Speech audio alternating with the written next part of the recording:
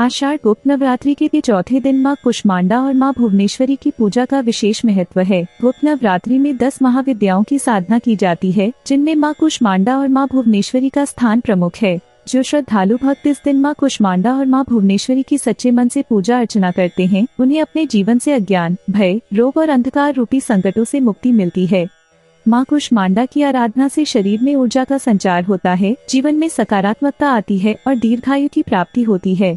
वहीं माँ भुवनेश्वरी की कृपा से साधक को तेज बुद्धि, आत्मबल, भोग और मोक्ष दोनों प्राप्त होते हैं। इस दिन यदि यह कथा भक्ति भाव से सुनी जाए और माँ के मंत्रों का जाप किया जाए तो साधक के घर में सुख, समृद्धि और दिव्यता का वास होता है।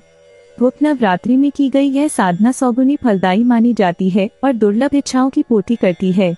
आषाढ़ गुप्त नवरात्रि के चतुर्थ दिवस की भावमयी कथा। बहुत समय पहले की बात है, जब संपूर्ण सृष्टि अराजकता और भय के अंधकार में डूबी हुई थी। देवताओं की शक्तियां क्षीण हो चुकी थी और तीनों लोकों में अंधकासुर नामक एक भयंकर दैत्य ने आतंक मचा रखा था। अंधकासुर शिव का ही एक अंश था, जिसने घोर तप कर अमरत्व का वरदान पाया था कि उसे कोई देवता या पुरुष नहीं मार सकता।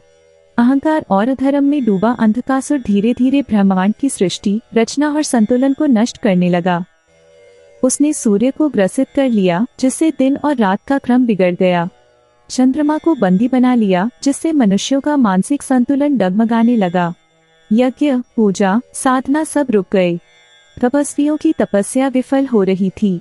चारों ओर त्राही त्राही मच गई। देवता व्याकुल होकर त्रिदेव ब्रह्मा, विष्णु और महादेव के पास पहुँचे और बोले, हे त्रिदेव, यह राक्षस तो आपके ही वरदान से अमर हो गया है, अब इसकी विनाश की शक्ति किसके पास है?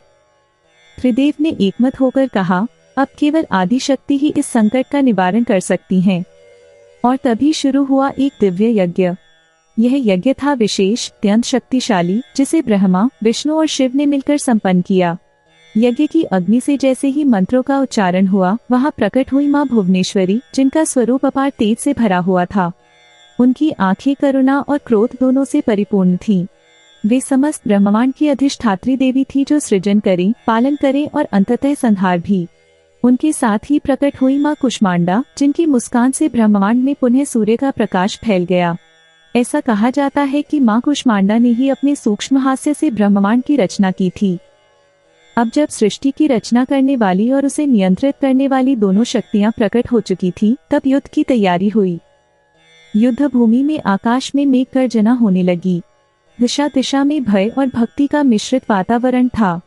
माँ कुष्मांडा ने अपनी तेजस्विता से सूर्य की तरह चमकते हुए धनुष-बाण से युद्ध आरंभ किया, तो माँ भुवनेश्वरी ने अपने मंत्र और चक्र से अंधकासुर की माया को नष्ट करना शुरू कर दिया। अंधकासुर बार बार रूप बदलता, माया जाल फैलाता, लेकिन माँ की दिव्य दृष्टि से कोई छल छिपा न रह सका। एक क्षण ऐसा आया जब अंधकासुर ने हजारों असुरों की सेना बुला ली, परंतु माँ कुष्मांडा ने अपनी एक दृष्टि से हजारों शक्तियों को प्रकट कर उन्हें पल भर में भस्म कर दिया। माँ भुवनेश्वरी ने अपने हाथों से त्रिशूल उठाया और एक ही बार में अंधकासुर का अंत कर दिया। जैसे ही उसका अंत हुआ, तीनों लोकों में प्रकाश फैल गया। पुनः सूर्य अपनी गति में आया, चंद्रमा की शीतलता लौटी और संसार में पुनः शांति और धर्म का राज स्थापित हुआ। इस कथा का महत्व और लाभ। जो भी भक्त इस दिव्य कथा को श्रद्धा और विश्वास के साथ सुनते हैं, उनके जीवन के सभी अंधकार दूर हो जाते हैं।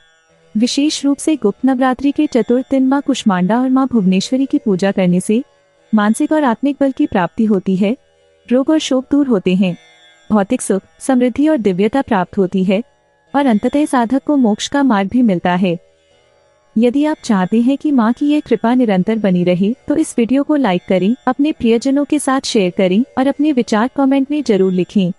ऐसी और भक्तिपूर्ण कथाओं के लिए हमारे चैनल को सब्सक्राइब करना न भूलें, ताकि अगली बार जब माँ की कृपा फिर एक नई कथा के रूप में प्रकट हो, तो आप उसे सबसे पहले सुन सकें। जय माँ भुवनेश्वरी, जय माँ कुष्मांडा।